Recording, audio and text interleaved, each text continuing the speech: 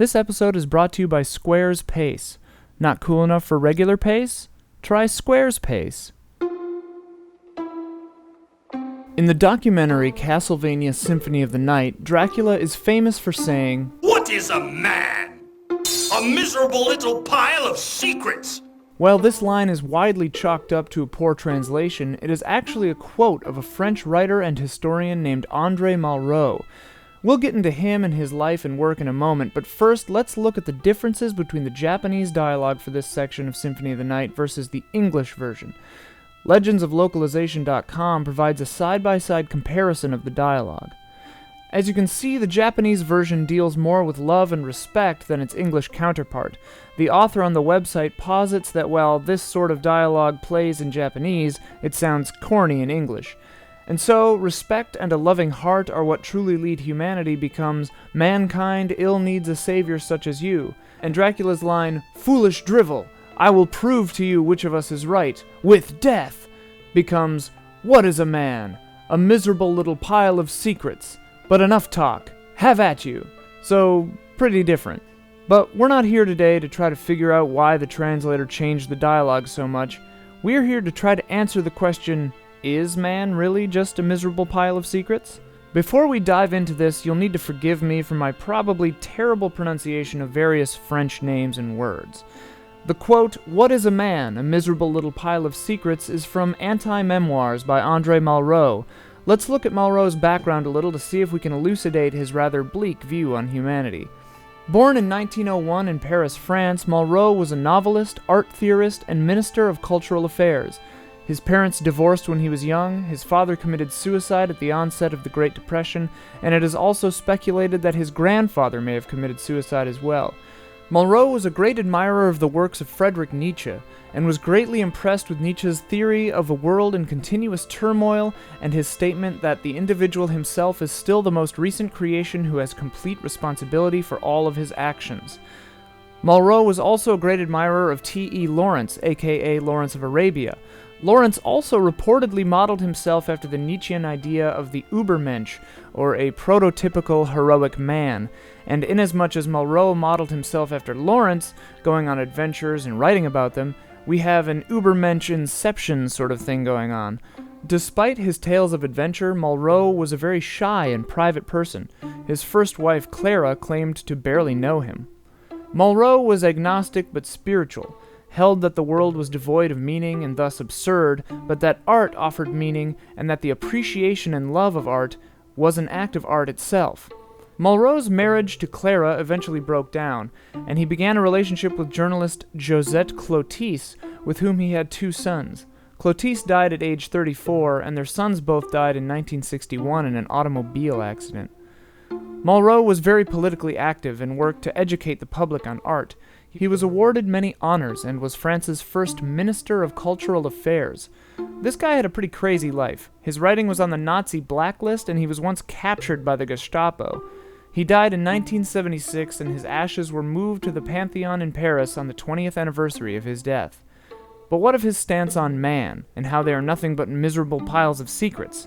Let's examine a couple other quotes of his. Humanism does not consist in saying, "No animal could have done what I have done," but in declaring, "We have refused what the beast within us willed us to do, and we seek to reclaim man wherever we find that which crushes him." Another quote, "The greatest mystery is not that we have been flung at random between this profusion of matter and the stars, but that within this prison we can draw from ourselves images powerful enough to deny our nothingness." What I hear in these quotes is a man who believes that despite the universe's inherent absurdity, its uncaring meaninglessness, meaning can be found in the act of creation, and that artistic endeavors raise us up from the mere animals that we are. We refuse what the beast within us wills us to do by denying our nothingness through the creation of art. But what does this say about secrecy?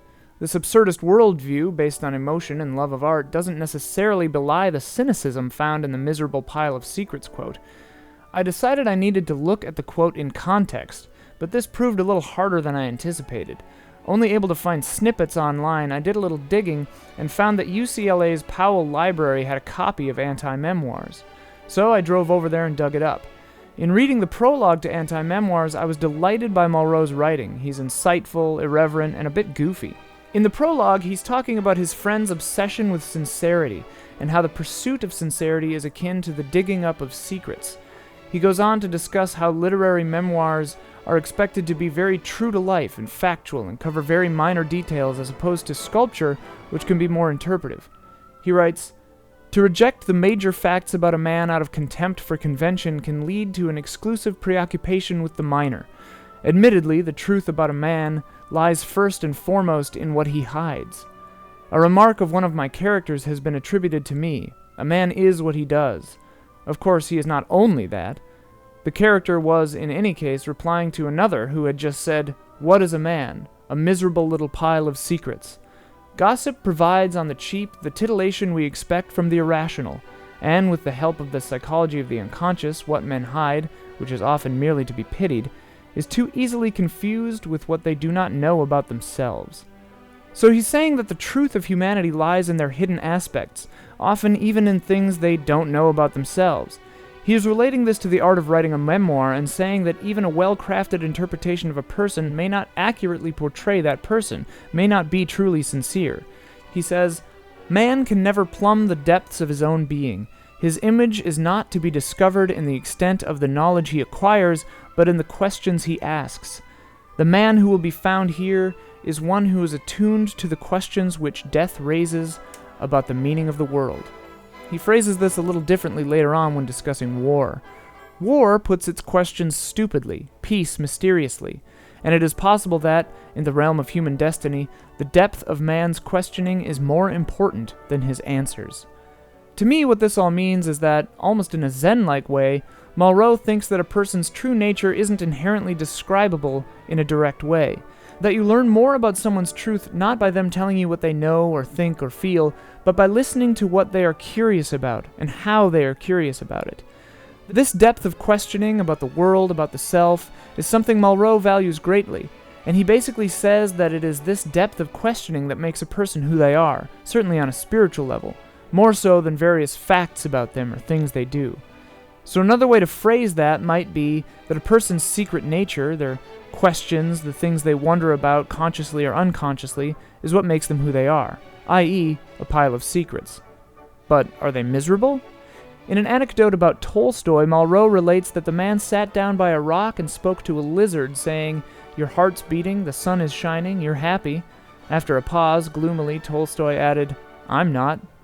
So, at least, Tolstoy was miserable. Basically, Malraux is saying that a person is not only what he does, but also what he hides. A person's truth is in their depth of questioning. I think that the character who spoke the line, "What is a man? A miserable pile of secrets," is clearly being overdramatic, perhaps for effect, but I do think that Malraux basically did believe that a person is their secrets.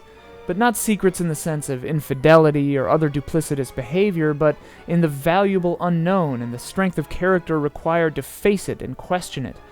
Perhaps he is saying that the act of inquiry, a depth of questioning, especially in the face of a hard life and imminent death, are the true measure of a man. So, miserable or not, maybe we are just piles of secrets.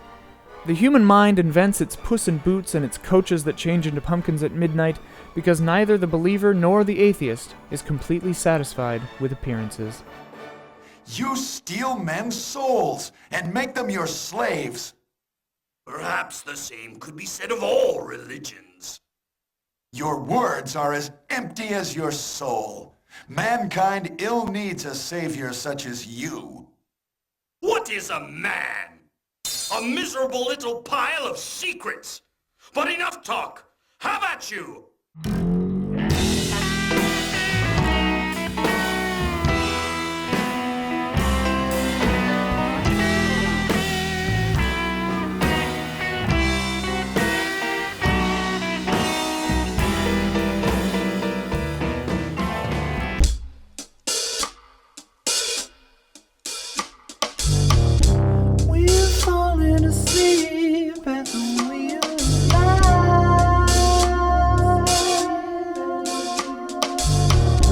Driven off a cliff and into the night.